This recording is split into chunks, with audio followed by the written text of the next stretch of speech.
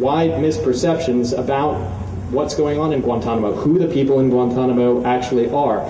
So what we like to do is we videotape these conversations and we put them online, and we kind of contrast the misperceptions that a lot of people have with facts.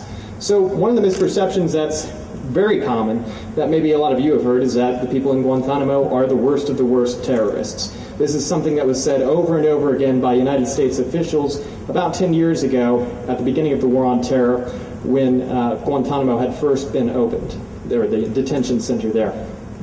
But in contrast to that misperception, over the last 10 years, 774 men have been captured and held at Guantanamo.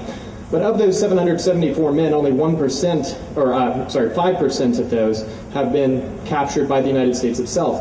A lot of them were sold for bounties by the Pakistani or Afghanistan forces that sold them to the United States. And less than 1% of those 774 has been convicted of anything in the last 10 years. On the other hand, over 600 of them have been released by the United States government. So by our government's own admission, over 600 of these people shouldn't have been there in the first place, and were mistakenly had their time wasted away from their families and were tortured for that amount of time.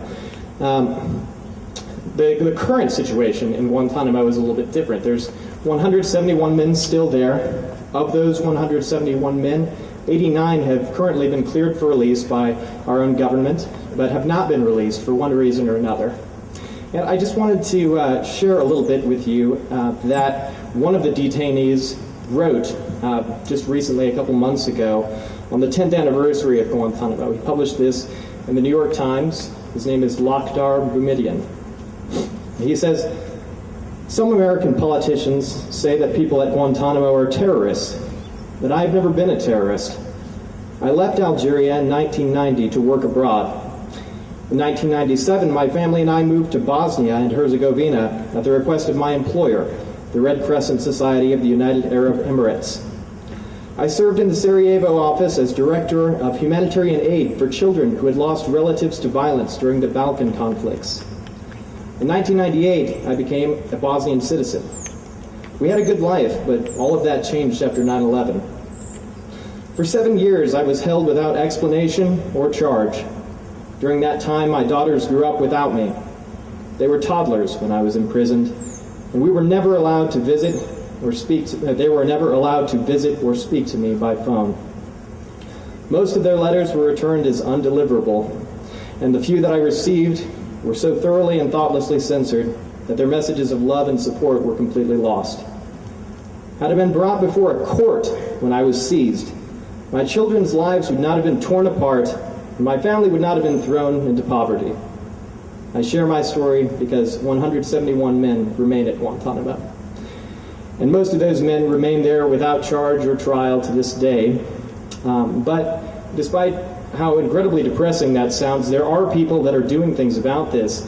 The former chief prosecutor who was assigned to build a case against the detainees at Guantanamo, Morris Davis, he quit the military after 25 years of his life in the military because the United States government asked him to admit evidence that had been obtained through torture.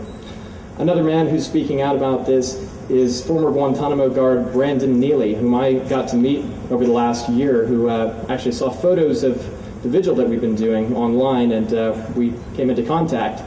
And so I got to talk to Brandon firsthand, and he actually flew over to Europe after he quit his job at Guantanamo in order to apologize firsthand to two of the men that he had formerly guarded there. So there are people that are speaking out, and I'd like to invite you guys to speak out with us as well. If you're interested in the issue, I would recommend that you go to witnesstorture.org, and there you'll find a lot of basic information about the current situation, more than I have time to tell you right now. And you can contact us, and you can get involved with the actions going on in Des Moines, or you can start something here at Simpson. So that's what I wanted to share with you, and if you have any further questions or you'd like to talk some more, I've just kind of set up some posters back here that I'm going to give away for free that have quotes from the detainees on them. So if you'd like to speak to me some more, I'll be back there. Thank you.